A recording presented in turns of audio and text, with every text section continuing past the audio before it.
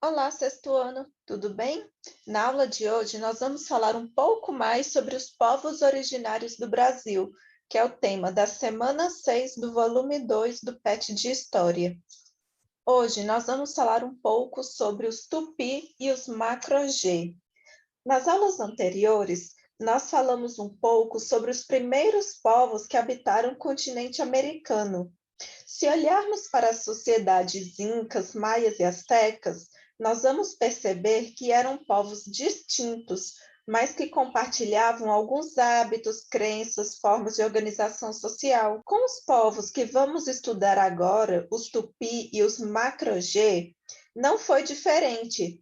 Eles tiveram uma origem comum, mas com o passar dos anos, foram se diferenciando, adquirindo novos hábitos, se adaptando à região que habitavam e desenvolvendo novas características. Então, com o passar dos anos, esses primeiros povos que habitaram a região do Brasil foram se diferenciando em grupos com tradições variadas e com costumes cada vez mais complexos. Teve início, então, a formação de sociedades e aldeias, além da prática de técnicas agrícolas.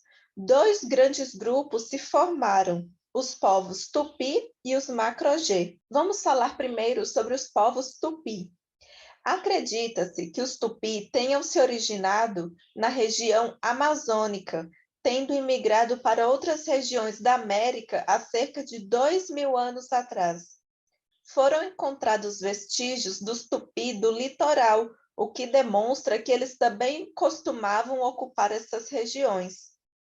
Os grupos indígenas de língua tupi eram as tribos Tamoio, Guarani, Tupiniquim, Tabajara, entre outras. Essas tribos eram especialistas em caça, ótimos pescadores e desenvolveram bem a coleta de frutos.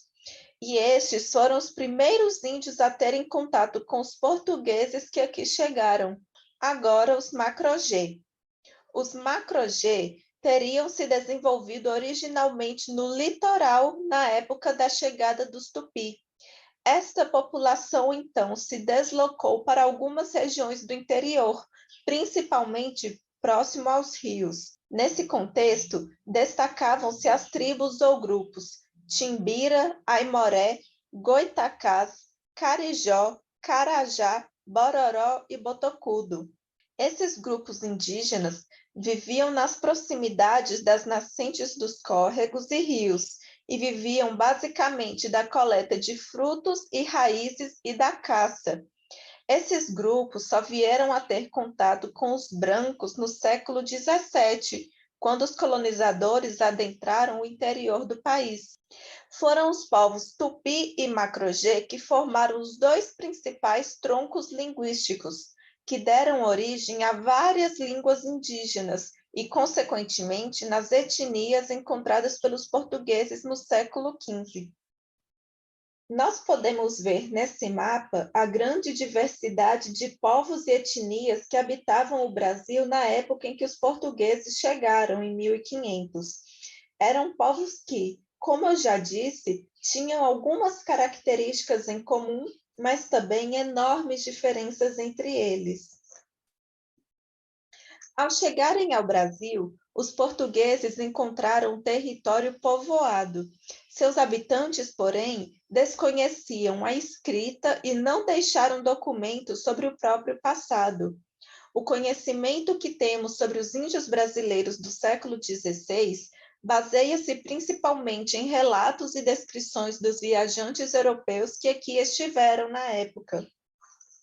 Ou seja, tudo o que nós sabemos sobre a origem dos povos nativos do Brasil vem dos relatos dos viajantes europeus, que anotavam suas impressões, suas opiniões e pré-julgamentos sobre o modo de vida dessas pessoas.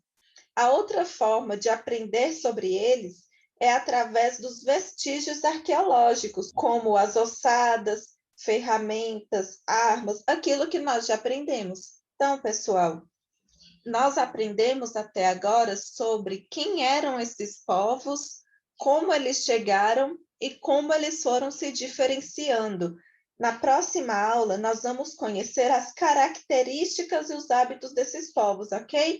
Não se esqueçam de estudar bastante e fazer as atividades do PET. Até lá!